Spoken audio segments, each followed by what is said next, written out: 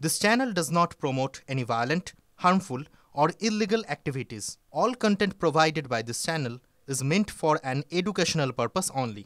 এই মুহূর্তে আর একটা ব্রেকিং নিউজ দিয়ে আপনাদের হাইকোর্টের নির্দেশে জামিনে মুক্ত কলতান দাশগুপ্ত ভাইরাল অডিও কাণ্ডে গ্রেফতার করা হয় কলতানকে।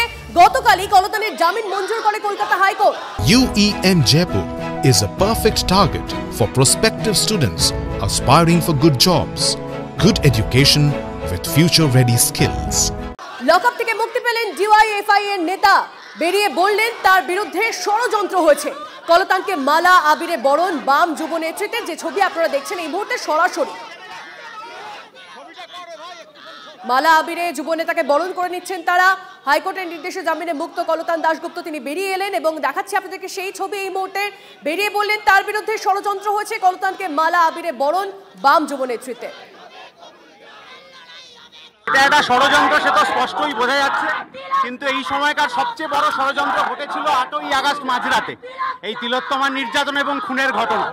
সেই ঘটনার যতক্ষণ অবধি না যথাযথ বিচার হচ্ছে ততক্ষণ অবধি আমরা কেউ হাল ছাড়ছি না।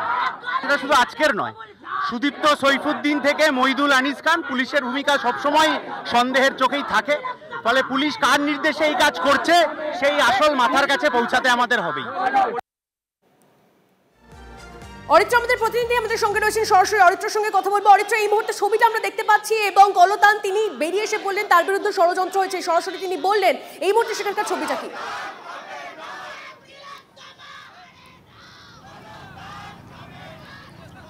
দেখো, ভাইরাল অডিও কাণ্ডে কলতান দাশগুপ্তকে বিধাননগর কমিশনারেট ইলেকট্রনিক কমপ্লেক্স থানায় গ্রেপ্তার করে এবং তারপর পুলিশ হেফাজতে চেয়ে তাকে জিজ্ঞাসাবাদ করা হয়। কিন্তু গতকালই কলকাতা হাইকোর্টের তরফ থেকে কলতান দাশগুপ্তকে জামিন দেওয়া হয় এবং সেই জামিনের পরে আজকে লোয়ার কোর্ট অর্থাৎ বিধাননগর কোর্টে এসে বেল বন্ডে সই করিয়ে এবং জামিনের যে কাগজপত্র তার যে অফিসিয়াল কাজ সেই সমস্ত কাজ সম্পন্ন করে এই মুহূর্তে কলতান দাশগুপ্তকে ছাড়া হয়েছে এবং সরাসরি কলতান দাশগুপ্তকে এই বিধাননগর আদালত থেকে নিয়ে যাওয়া হচ্ছে শ্যামবাজার মঞ্চে। আমরা তার সঙ্গী রয়েছে আমার সহকর্মী রজতকে ছবিটা দেখাকে বলবো। ঠিক আমি যেখানে রয়েছি তার সামনেই রয়েছেন কলতান দাশগুপ্ত, মীনাক্ষী মুখার্জি, সৃজন ভট্টাচার্য সহ SFI DYFI নেতৃত্বরা এবং প্রচুর কর্মী সমর্থক DYFI তারাও রয়েছেন। যেটা আমরা জানতে পারছি, কলতান দাশগুপ্তর জামিনের পরে তিনি ছাড়া পাওয়ার পরে তাকে সরাসরি নিয়ে যাওয়া হবে শ্যামবাজার এবং সেখানে যে তাদের DYFI এর অবস্থান মঞ্চ রয়েছে সেখানে তাকে এক প্রস্ত সংবর্ধনা দেওয়া হবে। দেখো, মূলত কলতান দাশগুপ্ত সহ DYFI নেতৃত্ব যেটা অভিযোগ করছেন যে তার বিরুদ্ধে ষড়যন্ত্র করা হয়েছে।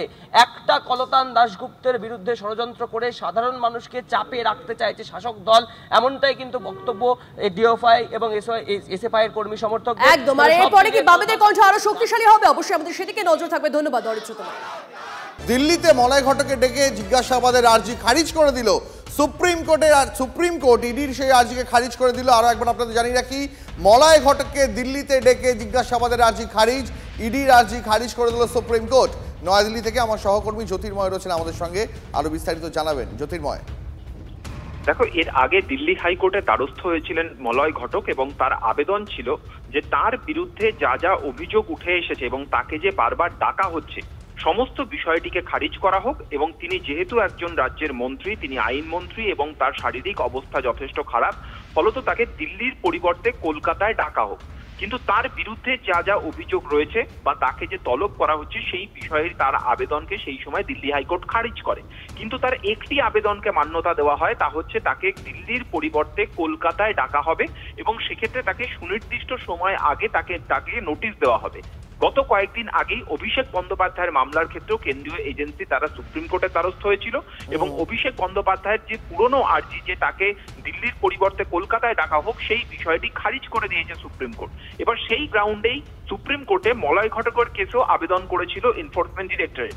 কিন্তু 181 দিন পরে কেন আবেদন করা হলো এই প্রশ্নই তুলেছেন প্রধান বিচারপতি। অর্থাৎ দিল্লি হাইকোর্ট যখন এই নির্দেশ দিয়েছিল সেই নির্দেশকে চ্যালেঞ্জ করে এতদিন তারা কেন কোনো আবেদন করেনি, 181 দিন কেন তারা চুপ করে? বেশ জ্যোতির্ময়, তার মানে মলয় ঘটক আপাতত স্বস্তি পেলেন, এ কথা বলাই যায়। অনেক ধন্যবাদ তোমাকে জ্যোতির্ময়।